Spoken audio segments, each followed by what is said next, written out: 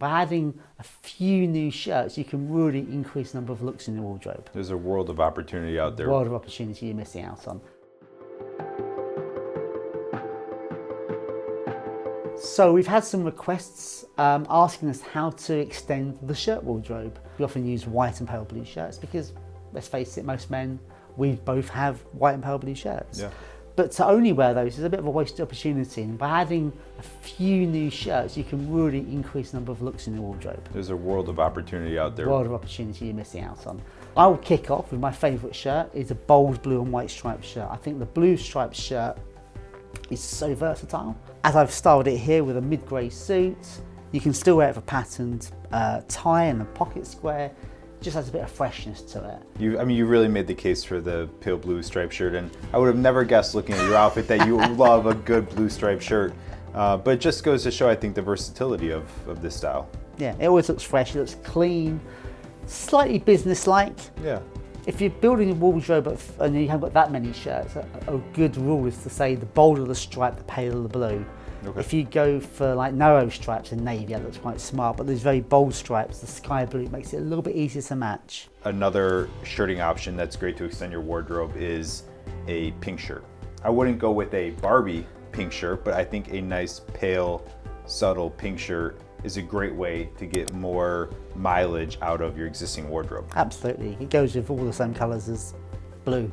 Yeah, I think, I often think of it sort of as the same when I'm getting dressed. And what we've done here is we've paired it with a beautiful blue blazer, a gorgeous tie that pulls in the blue of the blazer, and sort of pop it off with a very fresh pocket square.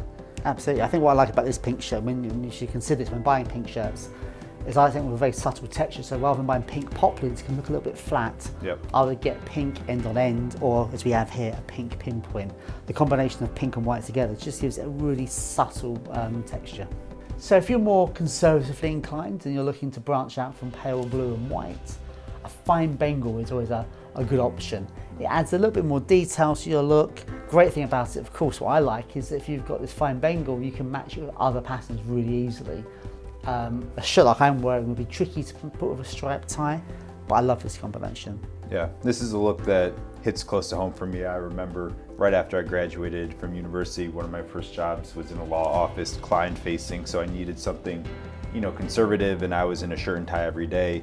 And I bought the white shirt, I bought the pale blue shirt, and a Bengal striped shirt. So for conservative wardrobe, this is your third shirt? This was my third shirt. Okay. And I treated it just the same as the other two when it came to sort of, pairing with ties or pocket squares. And was that successful for you? Yeah, that shirt got a lot of mileage out of it. And now you're presenting TikTok videos? Yeah, so now I can dress a little bit more casually. Okay. But I agree with you. I think this is, if you're looking to extend your wardrobe and play it a little bit more conservative, look no further. So Chris, if you're looking to extend your wardrobe, I think another great shirting option is a cream shirt.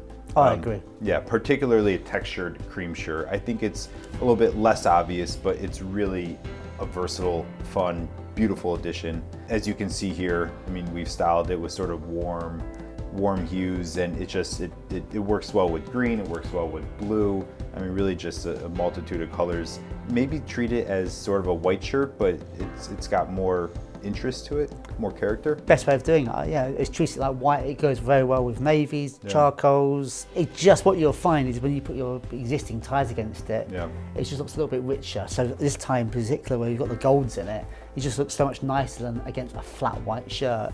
It's a bit more sophisticated. I often use cream shirts if I'm wearing a navy suit for perhaps more of a formal occasion, perhaps like a wedding. I think cream gives it a slightly more elegant daywear look. Yeah, I would agree, and I think, so obviously we've styled it here with a green jacket, and I think that just goes to show really how versatile a cream shirt is. Like you said, most guys have a navy jacket, navy would look beautiful with it. It's also useful if you've got a tweed jacket in country colours, you want to dress it up a bit smarter to put a country tie with it.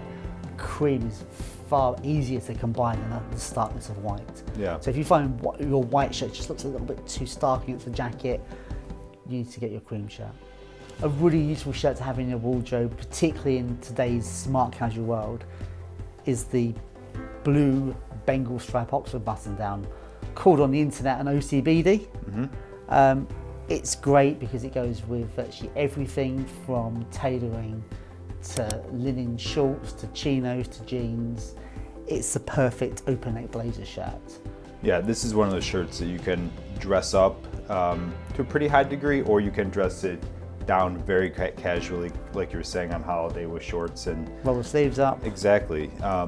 And another one of those pieces that the more you wear it and sort of the more beaten and battered it gets, ages the more well. Yeah, it ages very well, and it takes on a life of its own and just gets more beautiful over time. Sure, but I would say if you're buying your first button down, make sure you get an Oxford weave because that gives it that extra texture, that extra interest. Yeah, a little bit of heft to it as well, generally. A quick question about an OCBD, something that I'm actually not so sure about. I mean, I associate it with sort of America, with New England, Massachusetts. Very much so. Preppy style. Does it actually originate from there, or is it an English thing? I believe it is. I think the style as we know today, as we're seeing here, is very much a traditional American look. Yeah. I think the story, and I love a good story, comes from the Brooks Brothers copying it from polo players in England, buttoning their shirt collars down, which became a style. Yeah.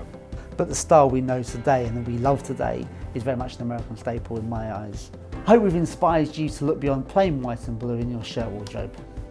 Yeah, if you have any kind and considerate and thoughtful questions, please leave them in the comment section below and either Chris and I will get back to you. Because this segment itself came from your comments, so we do listen to them and it gives us something to talk about other than... Gives us a lot of pleasure, actually, Lots right? of pleasure. Yeah. We feel fulfilled. We'll see you in the comment section.